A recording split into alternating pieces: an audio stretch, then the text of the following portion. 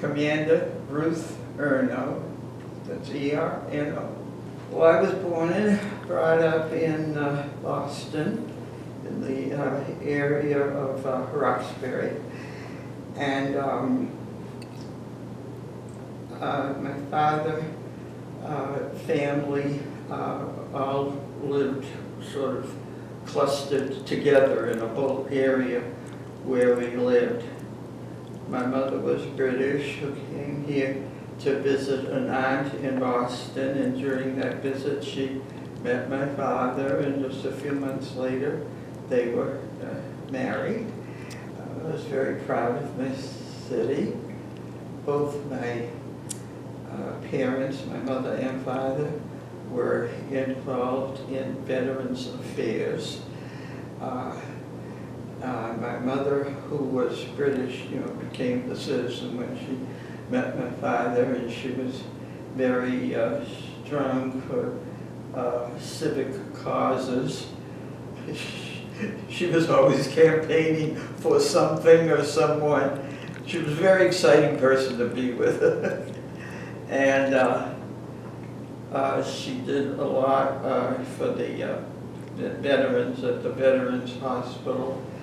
So there were always like fundraisers or socials or groups of people that she was either helping or advising. It was an exciting household, yes. And as I said, my mother was British, and when she started on one of her causes, and mostly to benefit veterans, it was, I don't care if it's the President of the United States, if I have to say about it, I will say it. And that was her. To my mother, nothing was impossible. And I was brought up on that theory. When I was in grade school, bring home a report card, her comment was, that's fine, you keep up the good work and you'll go to college, And then when I got to college, it would be, keep up the good work and, you'll do this and you'll do that. My mother only saw, great things for me, I went to State College, it's now a university, Framingham, to become a teacher. My problem was when I graduated from Framingham, I wasn't 21, so I couldn't get a job teaching, and that's how come I enlisted in the Navy, because at that time they were recruiting women for the Navy. They just started taking women, in the Navy, and I was at that time looking for a job, couldn't get a job teaching because I wasn't 21. So when they opened to the women in the Navy, I was volunteered. My photograph was on the front page of the Boston Post because I was sworn in at the same time as Saul's daughter, Emily. And well, first of all, having lived in Boston and being in New York City very often, my mother was British, she was from London. To her, Boston was a small town, so a weekend in New York was just routine for us, because they had those excursions at that time, It was by boat. We'd leave at 5 o'clock in the evening of a Friday evening, get to New York in the next morning, and we'd have, the whole day and then reverse it in coming back. And because my mother thought Boston was a small town, so she loved the big city atmosphere. Yeah, And well, anyhow, it was always that my age was against me with regard to selection of schools, and definitely with regard to teaching, because nobody was going to hire someone who wasn't 21. So when the Navy opened, it up to for women, I enlisted because to me it was a job. My career in the Navy was always the first. I was in the first group sworn in. The first group out there we went to New York City. We were in apartment buildings for our basic training, and that was something. You know, those apartment buildings were one-bedroom, small apartments, you know, little kitchenettes, and 40 women living in those apartments. I mean, we were only there, you know, for a sleepover, but the double bunks, we even had a double bunk in the kitchen. You went to classes, we went to Hunter College. You got naval history, U.S. history, you know, you learned about naval courtesies and customs and what else? But I mean, it was, they were courses that were offered to midshipmen at Annapolis. Then from New York, I went to Norman, Oklahoma. From New York City, we went way up to someplace in Maine to pick up troops. It was a troop train. Then we came down, got over to Chicago. Well, we zigzagged the whole United States, you know, picking up additional, you know, troops. Oh, yes. And there was, of course, no diners on the train. So every now and then the train would stop and Red Cross workers would come on with sandwiches or coffee. You know, it was not a sleeper, and you didn't have a diner. As I said, Red Cross workers came on.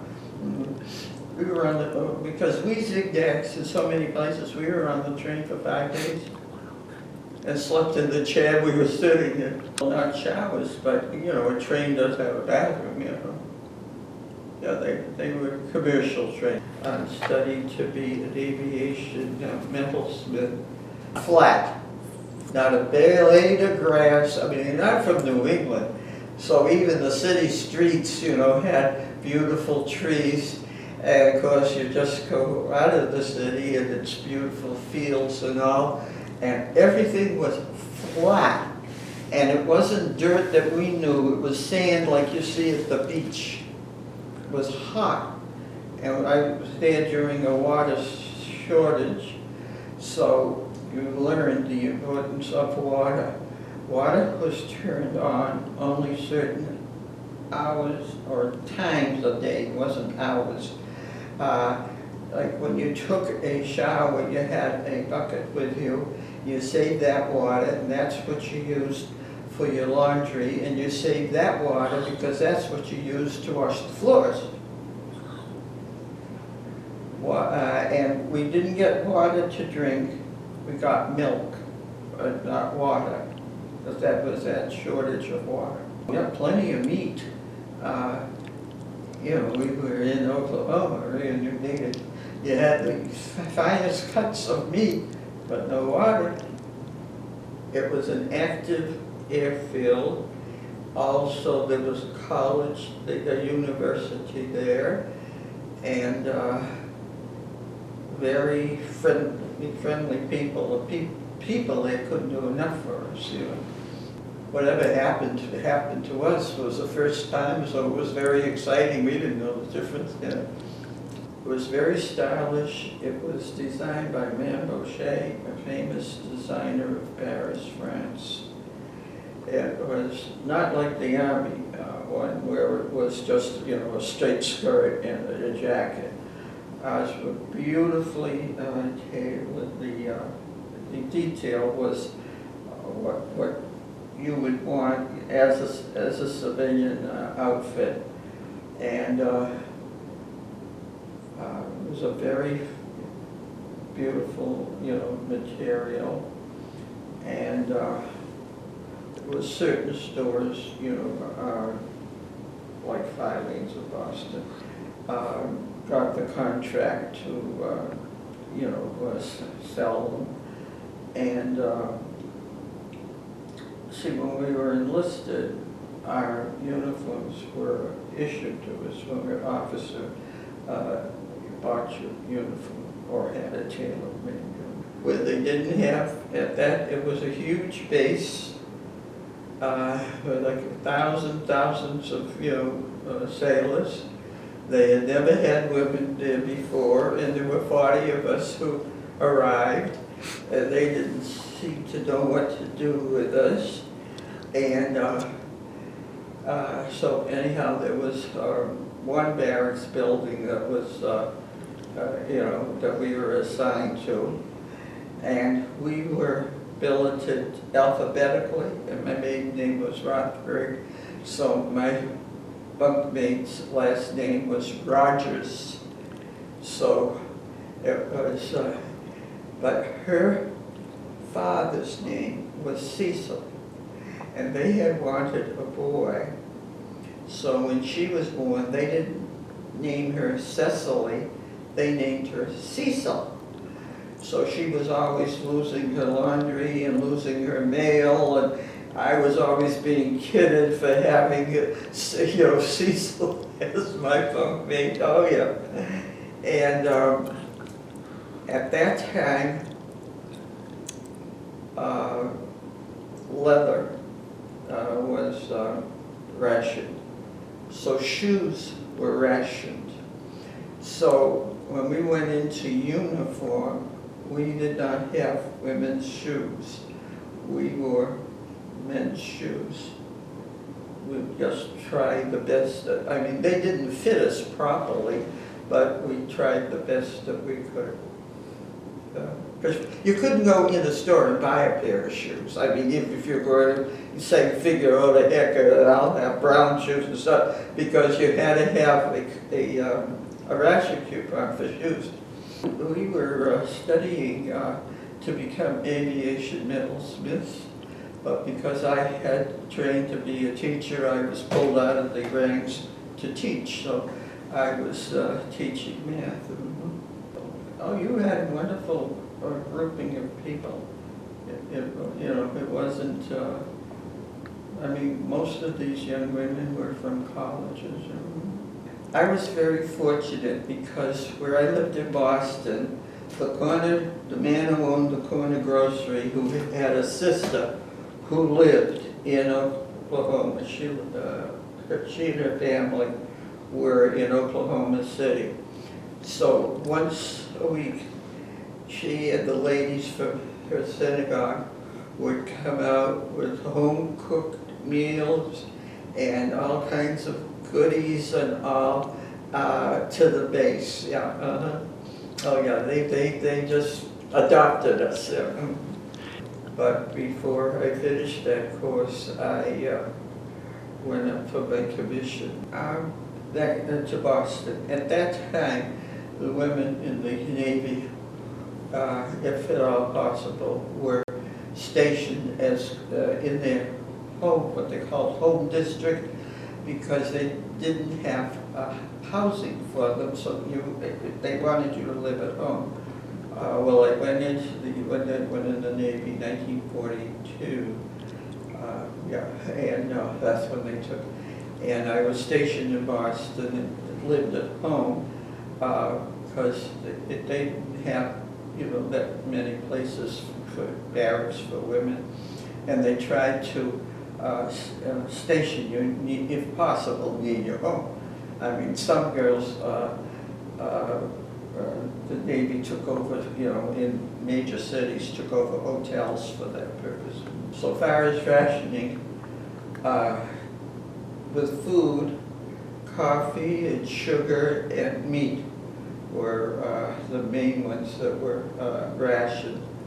With clothing, because the places that would be making uniforms were busy, that's when women's skirts got shorter and the lapels on men's jackets were,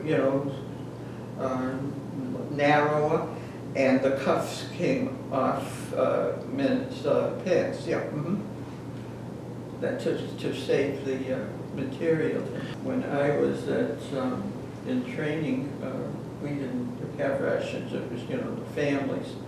Sugar and coffee and meat were the main ones that were rationed. So families in Boston ate fish. ate a lot of fish. Oh, you should ask my parents how they felt. They had my picture everywhere. They had the pictures in the window of the house, not hanging on the wall, in the window. And at that time, one of my father's friends, who owned a variety store, was drafted. So he asked my mother to take over the store till she could sell it. Well, it ended up my mother ran this variety store for the whole month. So there's my picture in the window of the store. I mean, oh, I was like the oddity in my neighborhood, woman in the service. And my grandmother, my mother's mother, thought that both of my mother and I were crazy. That how come a woman in the Navy, I was stationed at Boston. And see, at that time, they wanted the women to be stationed either in their home district or even at home, as I was, because of the shortage of housing.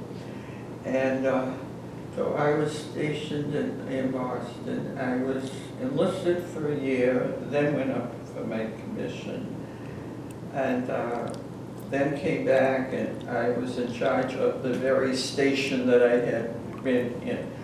And I lived at home, and of course when you're in communications you work around the clock. So I was always having breakfast because I was either just getting off work, having worked all night to go to bed, or just getting up to go back to work. I was from Boston. I was stationed in Portsmouth, New Hampshire. And of course the main thing that would happen is when the ship would be in, the radio man from the ship would serve the shore. And of course the standard comment was, I never worked for a woman before, and I would say, and I never served on a ship, and but we got along okay. And so I was stationed in Boston, and then I became the communications officer in Portsmouth, New Hampshire, and lived in Kittery, Maine. And Portsmouth, New Hampshire was, where the naval prison is. And during the time I was there, we had 5 prison breaks, and going through a prison break is not pleasant. So when I became a civilian, I stayed in the reserve, whereas, once a week, meetings, and then a couple of weeks during the year going on active duty. And I was, during the time, that time, I taught naval history, and then when I went on active duty, I was usually in charge of a civilian group going on active duty, which was all men. I was the only woman. The men were most uncomfortable because they either were so young that oh, my mother won't believe this. They tried to keep you as close to your home because of the billeting problem. First of all, to say that when they come to Washington, to be sure to visit the Navy Memorial. If they're one of a Navy family, be sure that the person's in the log. But many people don't know about it. See, when I first did volunteer work for the Navy Memorial, you know where we were? We were in a garage at Parkington in Virginia. That's where we were doing all of the, addressing envelopes and all of everything we were doing, but we were in a public garage. Paul was from Massachusetts. He started working there. And I'm from Massachusetts, and we had a Massachusetts organization, and So as they were sort of putting the place together, was when I got involved with the thing about, you know, raising money for the seats for the theater. Because the Massachusetts Society, we bought 2 seats. We paid for the oil painting of FDR.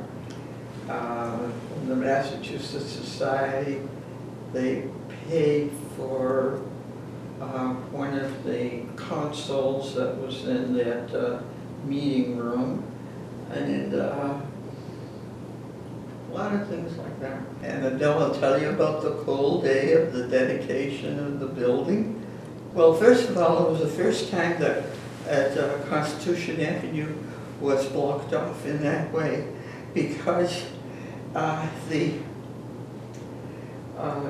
speakers were speaking from, what was it, the archives or whatever the building is across the way, because this was just a, you know, a hole in the ground, and this whole section of Constitution Avenue was blocked off for seats for the visitors and everything. Yeah, we're very proud of that. Raised money for seats in the theater. Raised money for that little chapel room. Raised, name it, and I can point down to what we raised, you know, money